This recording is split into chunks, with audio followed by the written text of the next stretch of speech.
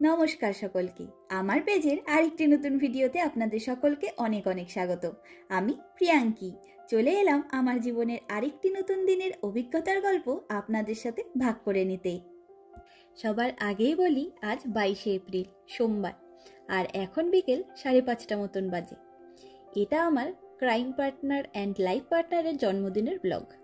আর উনি একদমই নিজের পার্সোনাল সময়গুলোকে বন্দি করতে ভালোবাসেন না। আর যার জীবনের বিশেষ দিন তার কথা তো শুনতেই হবে, তাই ওনার জন্মদিনে আমার কিছু আয়োজনের স্মৃতি নিয়ে এই ভিডিওটি। আর জন্মদিন মানেই কেক আর পায়েসটা সবার আগে, তবে সৌভিক পায়েস খেতে একদম ভালোবাসে না, তবে ড্রাই ফ্রুট দেওয়া কেক খেতে সে আবার ভীষণ ভালোবাসে। তাই ভাবলাম সবার আগেই ওর মন মতন করে একটা কেক বানানোর জন্য ওভেনে ভরে দিই।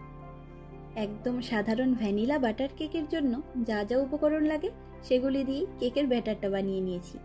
তবে আজকের কেকটায় সৌভিকের ইচ্ছে হয়েছে অল্প দারচিনি আর জায়ফল গুঁড়ো ফ্লেভারের কেক খাবে, তাই ওর ইনস্ট্রাকশন অনুযায়ী পরিমাণ মতন সেগুলি অ্যাড করে নিলাম মিশ্রণটির মধ্যে। আগের বছর তো মাত্র জানুয়ারি মাসের লাস্টে এদেশে এসেছিলাম, তাই মাত্র 3 মাসের অভিজ্ঞতা নিয়েই সৌভিকের জন্মদিনটি বেশ ভালো করে উদযাপন করার চেষ্টা করেছিলাম। আর আগের বার জন্মদিনে আমি 4 বেলার রান্না বান্না নিজে হাতেই করেছিলাম। সকালে 5 ফোড়ন দিয়ে আলুর তরকারি আর লুচি, আর দুপুরে চিকেন বিরিয়ানি, বিকেলে কেক আর ক্ষীর, আর রাতের জন্য চিকেন টিক্কা কাবাব আর স্যালাড বানিয়েছিলাম। কাজ আর রান্নাগুলি একদম সিম্পল শুনতে লাগলেও আগের বছর আমার জন্য সেটা মোটেও খুব একটা সহজ ছিল না, কারণ আমি বিয়ের আগে 2 মায়ের আর বিয়ের পরে 3 মায়ের আদর আহ্লাদেই দিন কাটিয়েছি। বিশেষ কোনো কাজের চাপ আমার ছিল না কখনোই, আর বিয়ের পরেও রান্নার দিকে আমার বিশেষ কোনো কাজ করতেই দিত না। তাই আমার কাছে নতুন কিছু করাটাই অনেক বেশি উৎসাহ আর আনন্দের সাথে সাথে একটু কঠিনও ছিল তখন। বিশেষ দিনগুলিতে বাবা মায়ের কাছে থাকতেই বেশি ভালো লাগে সবারই, কিন্তু আমাদের উপায় নেই, তাই যেটুকু পারি চেষ্টা করি ভালোভাবে আয়োজন করার। আর সৌভিক স্পেশাল কেক মানেই এত বাদাম থাকবে তাতে, আর আমি কাজু বাদাম, আলমন্ড আর আখরোট টুকরো করে নিয়েছি প্রায় 1 কাপ পরিমাণ মতন। আর সেটা দেখে সৌভিক তো দারুণ খুশি। আমি বললাম বাদামগুলোর কিছুটা কেকের ব্যাটারের মধ্যে দিয়ে দিই, আর কিছুটা বেক করার সময় ওপরে ছড়িয়ে দেব, তাহলে দেখতে ভালো লাগবে। কিন্তু ওর বলে কেক দেখতে কেমন হলো সেটা নিয়ে কোনো মাথা ব্যথা নেই, খেতে ভালো হলেই ও খুশি আর কি। তাই সব বাদামের টুকরোগুলি একবারে দিয়ে দিলাম আর ভালো করে মিশিয়েও নিলাম।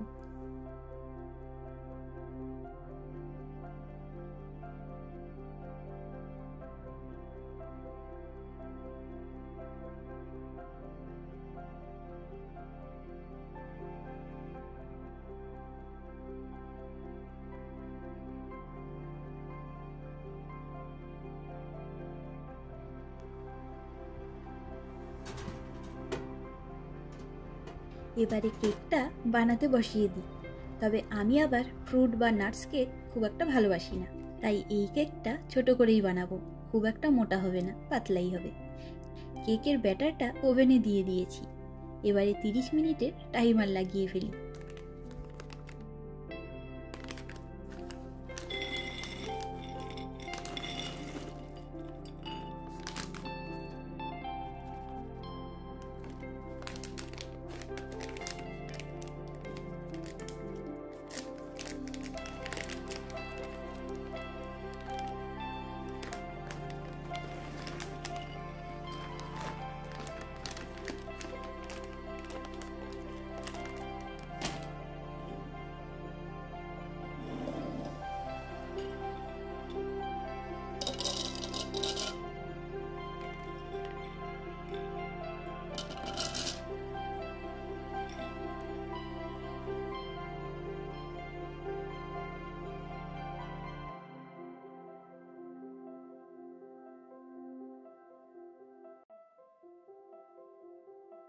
তবে এই বছর সৌভিকের পায়েস বা ক্ষীর কোনোটাই খাওয়ার ইচ্ছে নেই, তাই বললাম মিষ্টি কিছু তো বানাবো, তাইলে তোর পছন্দের কাজু বরফি বানানোর চেষ্টা করি।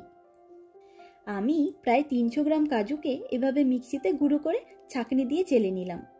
সৌভিক তো কাজু খেতে এত ভালোবাসে, এই গুঁড়ো কাজুগুলো একটু খেয়ে নিয়েছে।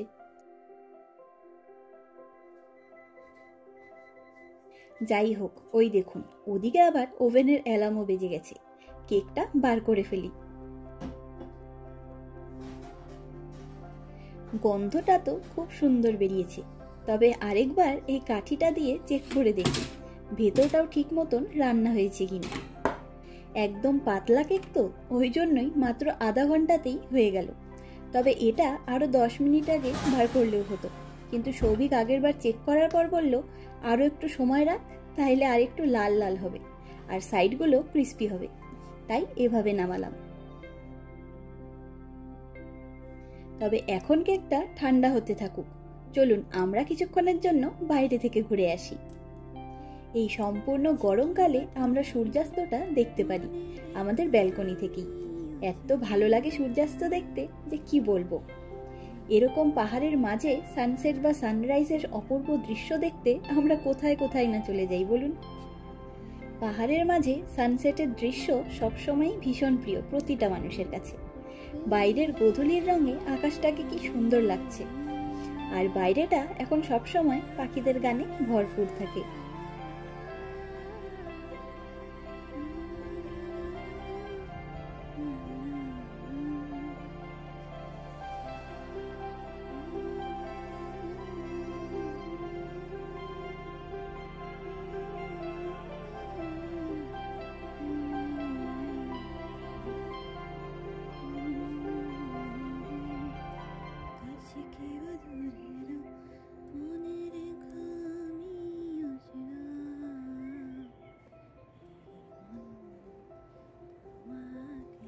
চলুন এবারে আস্তে ধীরে কেকটা থেকে বাটার পেপারটা ছাড়িয়ে ফেলি।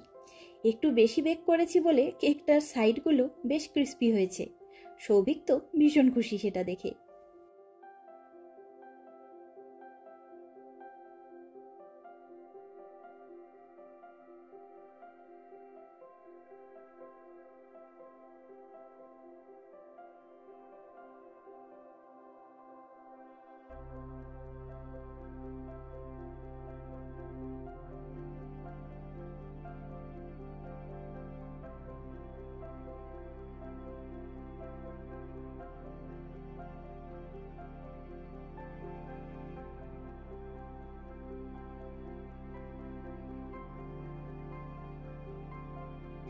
আর এবারে কাজু বরফি বানাবো।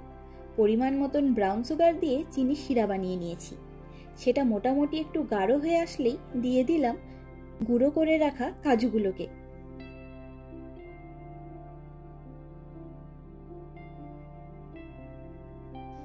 আমি চিনিটা মাপামাপি না করেই দিয়ে দিয়েছি জানেন। এমনিতেও আমার নুন আর চিনির হাতটা একটু বেশিই চলে। এমনি সময় টেনশন করি না, ভাত রুটির সাথে খাওয়ার জিনিসে নুন চিনি একটু আধটু বেশি হলে দেখবেন খুব একটা মুখে পড়ে না, ম্যানেজ হয়ে যায়। আর সৌভিক বেশি মিষ্টি খেতেও ভালোবাসে না, তাই একটু চিন্তা হচ্ছে, দেখি কি হয়। এদিকে কাজু গুঁড়োগুলো দিয়ে বেশ সুন্দর করে একটা মিশ্রণ তৈরি করে ফেলেছি। এবারে দেব ছোট 2 চামচ ঘি, আর ঘিটা ভালোভাবে মিশিয়ে নিয়ে দিয়ে দেব এলাচ গুঁড়ো। তাহলে বেশ সুন্দর একটা ফ্লেভার আসবে।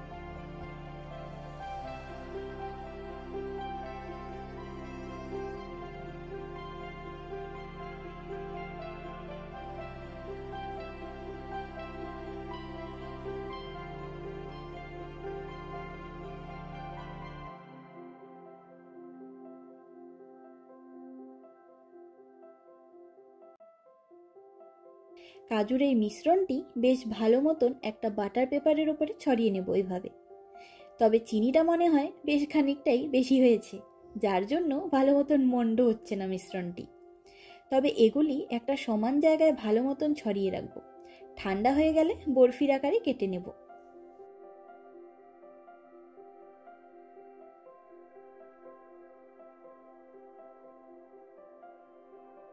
আর এখন রাত 10:30 মতন বাজে। যদিও ইন্ডিয়ান টাইম অনুযায়ী সৌভিকের জন্মদিন শুরু হয়ে গেছে আমাদের এখানকার রাত 8:30 নাগাদ।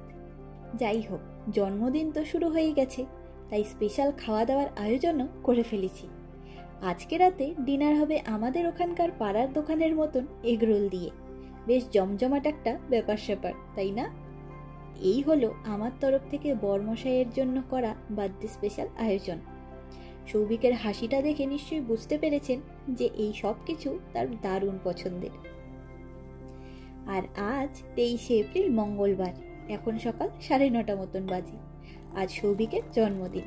আপনারা সকলে প্রার্থনা করবেন যাতে সৌভিক সবসময় সুস্থ ও খুশি থাকতে পারে।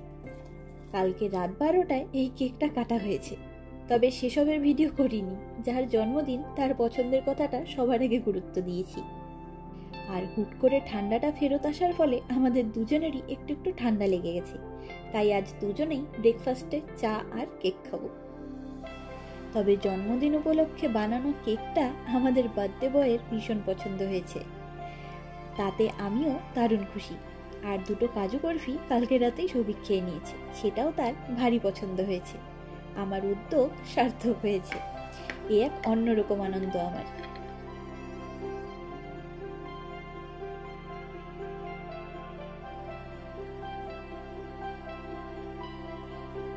তবে বাইরে আকাশটি আজ ভারী মেঘে আচ্ছন্ন। কালকে রাতের থেকে আবার বৃষ্টি শুরু হয়েছে, কিন্তু ঝমঝমিয়ে বৃষ্টিটা নেই।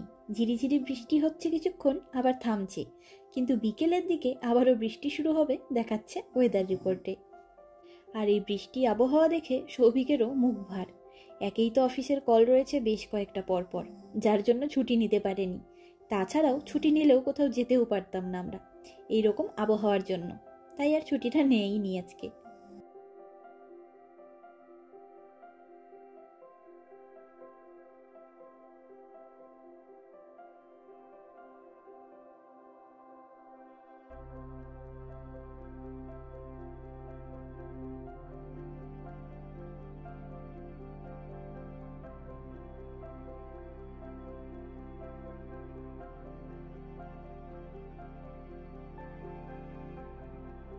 আর এখন রাত 7:30 মতন বাজে।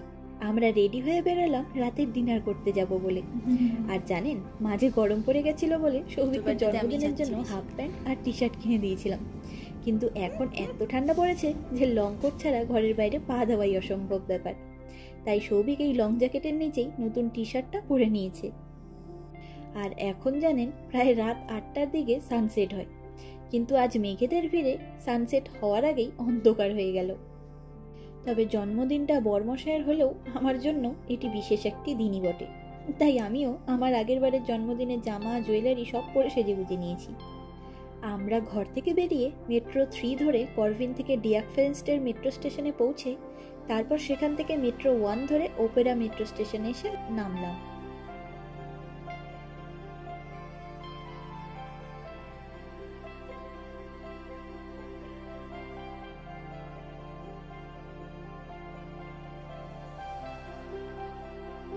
আর সামনের এই সুবিশাল আর অসাধারণ সুন্দর দেখতে বিল্ডিংটি হলো বুদাপেস্ট ওপেরা হাউস। আমরা তো সকলেই জানি ইউরোপিয়ান কালচারে ওপেরা মিউজিকের প্রাধান্য রয়েছে অনেকাংশেই। আর আমরা এদিকে পৌঁছতেই আবার ঝিরিঝিরি বৃষ্টি শুরু হয়ে গেল জানেন। তবে আমরা ডিনার করতে বাইরে এসে ভালোই করেছি, না হলে সৌভিকের মুডটা ঠিক হতো না। আর সৌভিকও সেটাই বলছিল জানেন, ওর সারাদিনের অফিসের কাজের চাপ আর মুখ ভার করা আকাশ দেখে দেখে যে মনটা ওর খারাপ ছিল সেটা এখন একটু একটু করে ভালো হয়েছে। আসলে কি বলুন তো, বিশেষ করে আমি তো ভীষণভাবে ভালোবাসি বছরের বিশেষ দিনগুলিতে সবার সাথে হই হুল্লোড় করে কাটাতে। তাই ঘরে যত কিছুই আয়োজন করি না কেন সেই তো দুটি মানুষই, তাই বাইরে এলে সব কিছু মিলিয়েই মনটা বেশ ফুরফুরে লাগে আমাদের। যাই হোক, বাইরে বৃষ্টি থাকলেও অবশেষে সৌভিকের মনটা ভালো হয়েছে, এটাই শান্তি।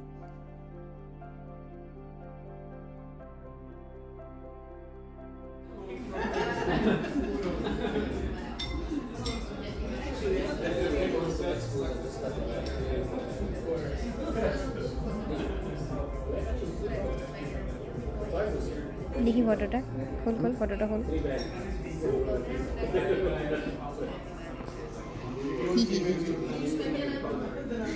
খাই এবার, আরে এটা হাত দিয়েই খাই।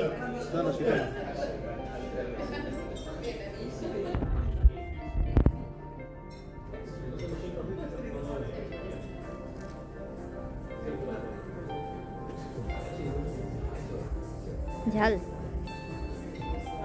ভালো না, ভালো না।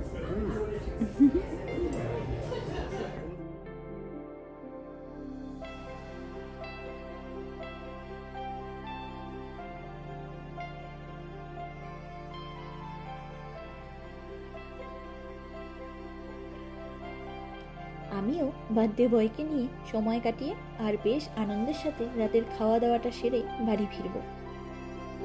আর বাইরে ঝিরিঝিরি বৃষ্টি হয়েই চলেছে। ফেরার পথে ভিজতে ভিজতে ফিরতে হবে সেটা বুঝতে পেরে গেছি। তবে যাই বলুন, এটাও কিন্তু একটা মনে রাখার মতনই ঘটনা। পরের বার জন্মদিনে আবার এই জন্মদিনটিকে নিয়েই আমরা গল্প করব আর হাসব। এটাই জীবন। চলুন আজ তবে গল্পের ঝুড়ি গুছিয়ে নিই। দেখা হবে, গল্প হবে পরের একটি ভিডিওতে খুব তাড়াতাড়ি। আমার ভিডিওগুলি ভালো লাগলে আমার এই চ্যানেলটিকে সাবস্ক্রাইব করে আমার পাশে থাকার অনুরোধ রইল। আর আমার এই ভিডিওটি কেমন লাগলো লাইক কমেন্ট করে জানাবেন। আপনাদের সহযোগিতা ছাড়া আমার এই পথ চলা অসম্ভব। সকলে ভালো থাকবেন, সুস্থ থাকবেন, আনন্দে থাকবেন। নমস্কার।